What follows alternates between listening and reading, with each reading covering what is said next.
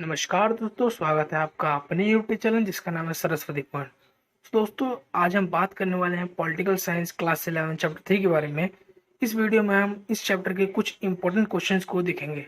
तो चलिए स्टार्ट करते हैं। अगर जी आप देख सकते हैं आगे हम अपने क्वेश्चन आंसर की लिस्ट पे, ये हमारा पहला क्वेश्चन है जो है लोकतंत्र का बुनियादी तत्व क्या है, लोकतंत्र का बेसिक पॉइंट क्या है। अगर हम समझें कि लोकतंत्र क्या होता है, जैसे लोकतंत्र क्या होता है, अगर आपसे पूछे लोकतंत्र का मतलब होता है जनता द्वारा चुना गया शासक, तो वही ये मतलब है लोकतंत्र का बेसिक पॉइंट का। ये लोकतंत्र क्या है, दोनों में से कोई बता सकता है। तो आंसर है हमारा लोकतंत्र का बुनियादी तत्व चुनाव अर्थात सरकार की वह प्रणाली। लोकतंत्र का बुनियादी तत्व अर्थात चुनाव अर्थात सरकार की वह प्रणाली जिसमें मतदान द्वारा अपने शासक को चुना जाता है। लोकतंत्र का बुनियादी तत्व का अगर आप ऐसे समझे कि एक बेसिक पॉइंट चुनाव का जो एक सरकार का जो एक बेसिक पॉइंट है जिससे जनता द्वारा सरकार को चुना जाता है, वो लोकतंत्र का बुनियादी तत्व है। अगर आप एक लाइन में समझे तो ये है मतलब। चलिए आगे चलते हैं। क्वेश्चन नंबर 2 से हमारा लोकतंत्र को किन दो रूपों में वर्गीकृत किया जा सकता है, यहाँ वर्गीकृत लिखा हुआ है, किया जा सकता है। उत्तर है हमारा लोकतंत्र को मुख्य रूप से दो वर्गों में वर्गीकृत किया जाता है, दो भागों में वर्गीकृत किया जा सकता है। लोकतंत्र दो प्रकार के होते हैं, जिसे इसमें बताया लोकतंत्र कितने रूप में कितने रूप के होते हैं, तो लोकतंत्र दो प्रकार के होता है। पहला प्रत्यक्ष और दूसरा अप्रत्यक्ष। अब हम जानेंगे प्रत्यक्ष लोकतंत्र और अप्रत्यक्ष लोकतंत्र कौन कौन से होते हैं। चलिए आगे चलते हैं। प्रत्यक्ष लोकतंत्र किसे कहते हैं, ये बहुत बार क्वेश्चन आया है प्रत्यक्ष लोकतंत्र के ऊपर कि प्रत्यक्ष लोकतंत्र कहते किसे हैं।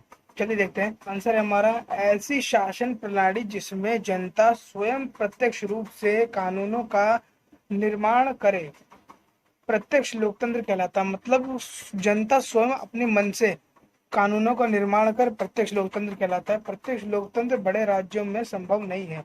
मतलब कि जनता अपने आप चुने, जनता अपने आप जाए गवर्नमेंट से बोले हमें ये कानून चाहिए, तो वो जनता अपने आप कानून बनाए, वो प्रत्यक्ष लोकतंत्र होता है।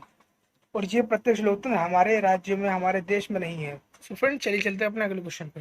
क्वेश्चन में हमारा अगला है क्वेश्चन नंबर 4 है अप्रत्यक्ष लोकतंत्र किसे कहते हैं। अब जैसे यहाँ पे लिखा हुआ है प्रत्यक्ष, यहाँ लिखा हुआ है अप्रत्यक्ष। अब अप्रत्यक्ष और अप्रत्यक्ष का मतलब क्या होता है। प्रत्यक्ष मतलब सीधे तौर पे जनता सीधे तौर पे अपने जो जैसे क्वेश्चन नंबर 3 है हमारा, इसमें बताया गया है जनता सीधे तौर पर अपनी सरकार चुन सकती है।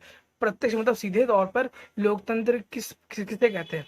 और अप्रत्यक्ष मतलब घुमाव या अलग किसी और तरह से कहने लोकतंत्र किसे कहते हैं ये जानते हैं। हमारा क्वेश्चन नंबर 4 है हमारा अप्रत्यक्ष लोकतंत्र किसे कहते हैं, मतलब कुछ अलग प्रकार से लोकतंत्र अगर समझाने की कोशिश करें तो वो क्या होता है। तो अप्रत्यक्ष लोकतंत्र ऐसी शासन व्यवस्था है जिसमें जनता अपने प्रतिनिधित्व को चुनकर उनके द्वारा शासन करती है। मतलब अप्रत्यक्ष लोकतंत्र एक ऐसी संस्था है जिसके द्वारा जनता अपने शासक को चुनकर, जैसे भारत के अंदर होता है हम वोट डाल के अपने प्रधानमंत्री और अपने मंत्रियों को चुनते हैं, तो वैसे ये अप्रत्यक्ष में बताया गया है। प्रत्यक्ष लोकतंत्र एक ऐसी शासन व्यवस्था है जिसमें जनता अपने प्रतिनिधियों को चुनकर शासन करती है। बड़े राज्यों में प्रत्यक्ष लोकतंत्र ही संभव है।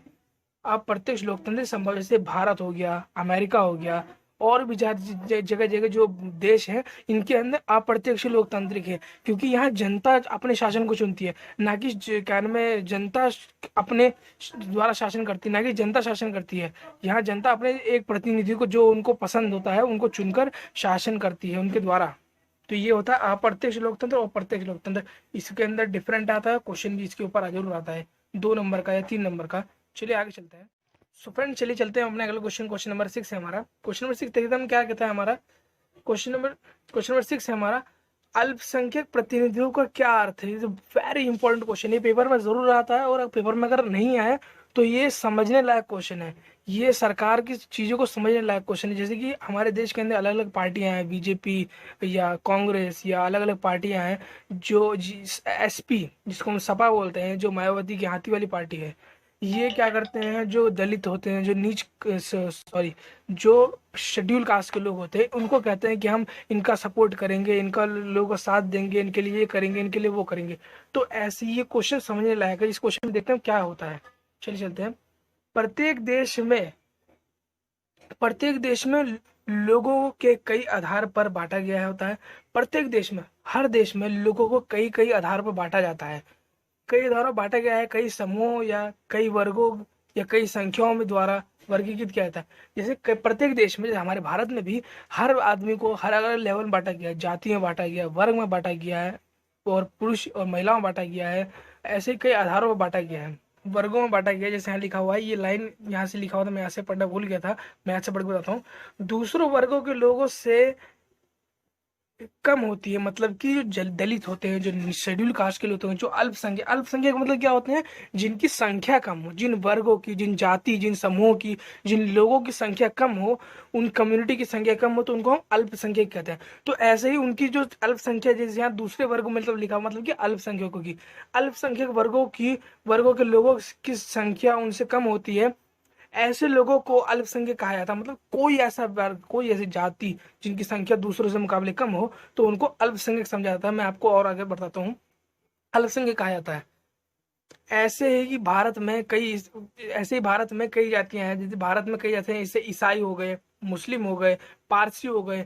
अल्पसंख्यकों को अपनी संख्याओं के अनुपात में प्रतिनिधित्व चुनने का भी अधिकार मिलना चाहिए। जैसे यहाँ लिखा हुआ है, प्रतिनिधि नहीं मिलता, मतलब कि जैसे कि मुस्लिम हो गया, सिख हो गया, ईसाई हो गया, ये लोग क्या है, अल्पसंख्यक, इनकी लोगों की क्या है, संख्या कम है भारत के अंदर, तो इनको भी अपना प्रतिनिधि चुनने का अधिकार है। मतलब कि इनके कम्युनिटी के अंदर से भी कोई एक व्यक्ति संसद भवन में या कार्यालय में, संसद भवन में जाना चाहिए। इनके सदस्य, इनकी कम्युनिटी के अंदर से भी एक व्यक्ति सरकार के अंदर होना चाहिए, ताकि इनके मुद्दों को भी वहां उठाया जा सके। अगर यहाँ ये लोग, इनके लोगों को प्रतिनिधि कोई वहां होगा नहीं, तो इनको मुद्दों को कौन उठाएगा। तो इसीलिए इनको कहने में, इनका भी जो लोग होते हैं, इनके प्रतिनिधि चुनने का इनको अधिकार होना चाहिए। ऐसे ही क्वेश्चन बताया गया है। अतः अल्पसंख्यकों को प्रतिनिधित्व देने का आवश्यक है। आवश्यक मतलब कि प्रतिनिधि देने का इनको आवश्यक है, जैसे मैं आपको बताया, क्योंकि इनके भी मुद्दे को उठाना चाहिए संसद के अंदर, आवश्यक है, ताकि संसद मंडल में, ताकि विधानमंडल में जनता का दर्पण कहलाता सके। मतलब कि जनता का दर्पण, कि हर किसी की बात सुनी जा सकती है। अगर इस क्वेश्चन में आपको मैं पूरा बताऊं, आप इस क्वेश्चन का स्क्रीनशॉट ले सकते हैं, ठीक है। अगर मैं आपको ढंग से ना समझा पाऊँ, तो मैं एक बार आपको दोबारा समझाता हूँ कि अल्पसंख्यक प्रतिनिधि का क्या मतलब है। अल्पसंख्यक प्रतिनिधि ऐसे लोग या ऐसी जाति या ऐसे वर्ग जो संख्या में दूसरी जाति, दूसरे वर्ग, दूसरे लोगों के मुकाबले कम होते हैं, तो उनको भी प्रतिनिधि मिलने का अधिकार है। प्रतिनिधि मिलने का अधिकार क्यों है? क्योंकि इनके मुद्दे, इनके जो कानून में अधिकार हैं, जो इनसे अधिकार छीने जाते हैं, तो इनके भी अधिकारों को संसद में रखने का अधिकार होना चाहिए।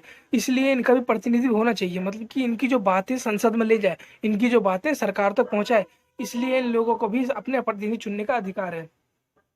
तो यही था क्वेश्चन के अंदर। सो दोस्तों, ये वीडियो मैंने केवल छोटी सी बहुत बनाई थी, जो कुछ क्वेश्चन थे जो मेरे को लगे थे हाँ मैंने बताने चाहिए आपको, तो ये वीडियो मैंने इसलिए बनाई थी। बाकी और अगर आप वीडियो चाहे तो नीचे कमेंट कर सकते हैं, और अगर दूसरी वीडियो में जल्दी लेके आऊँगा पार्ट 2। Thank you. अगर वीडियो पसंद आए तो प्लीज़ चैनल को जरूर सब्सक्राइब करना और लाइक जरूर करना इस वीडियो को।